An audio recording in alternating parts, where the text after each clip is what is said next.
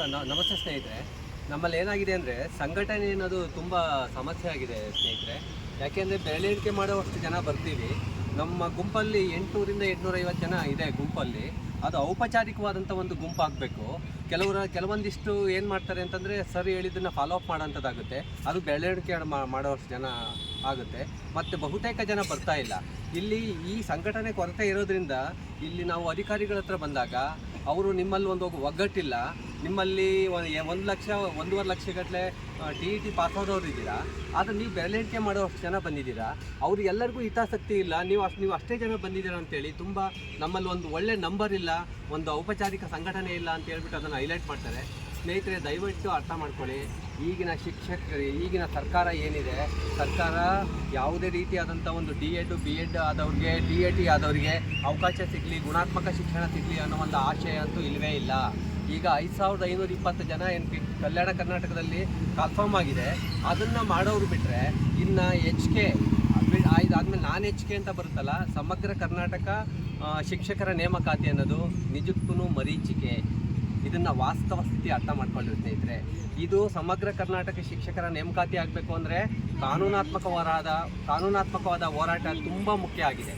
ಯಾಕಪ್ಪ ಅಂತಂದರೆ ಈಗ ಕೆಲವೊಂದು ಸಮಸ್ಯೆಗಳಿಗೆ ಬೆಳಗ್ಗೆ ಲಕ್ಷ್ಮೀಕಾಂತ್ ಸರ್ ನಾಯಕತ್ವದಲ್ಲಿ ಮತ್ತು ಸುಮಾರಷ್ಟು ಜನ ನಾವು ಒಂದು 20-25 ಜನ ನಾವೇನು ಮಾಡಿದ್ವಿ, ಈಗ ಮಧು ಬಂಗಾರಪ್ಪನವ್ರನ್ನ ಭೇಟಿಯಾದ್ವಿ, ಅವ್ರು ವಿಚಾರ ಮಾಡಿದ್ವಿ. ಅವರಿಗೆ ಸಮಗ್ರ ಕರ್ನಾಟಕ ಶಿಕ್ಷಕರ ನೇಮಕಾತಿ ಮಾಡಬೇಕು ಅನ್ನುವಂಥ ಆಶಯ ಇಲ್ಲ.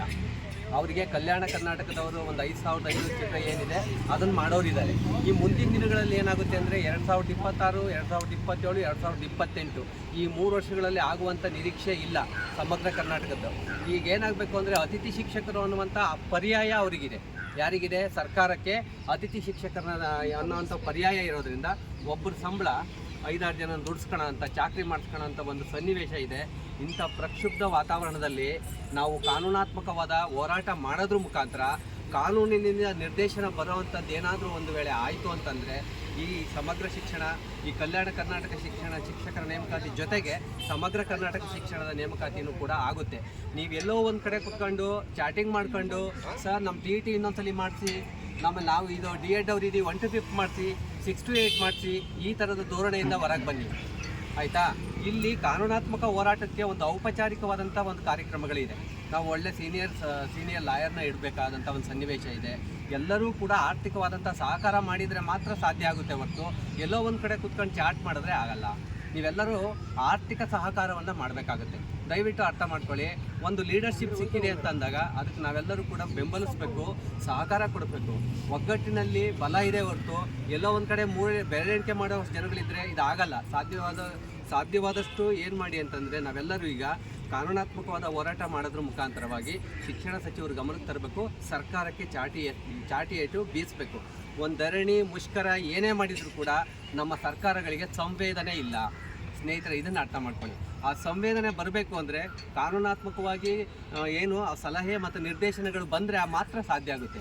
ಈ ನಿಟ್ಟಿನಲ್ಲಿ ನಾವೆಲ್ಲರೂ ಕೂಡ ಕಾನೂನಾತ್ಮಕ ಹೋರಾಟ ಅಂದರೆ ಸುಮ್ಮನೆ ಇಲ್ಲ, ಅದು ಹಂತ ಹಂತವಾಗಿ ಮುಂದುವರಿಯುವಂಥ ಒಂದು ವ್ಯವಸ್ಥೆ ಇದೆ.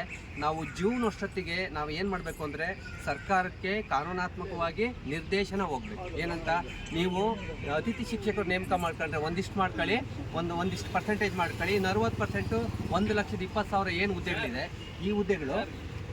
ಈ ಹುದ್ದೆಗಳನ್ನು ನೀವು ದಯವಿಟ್ಟು ಆಯ್ತು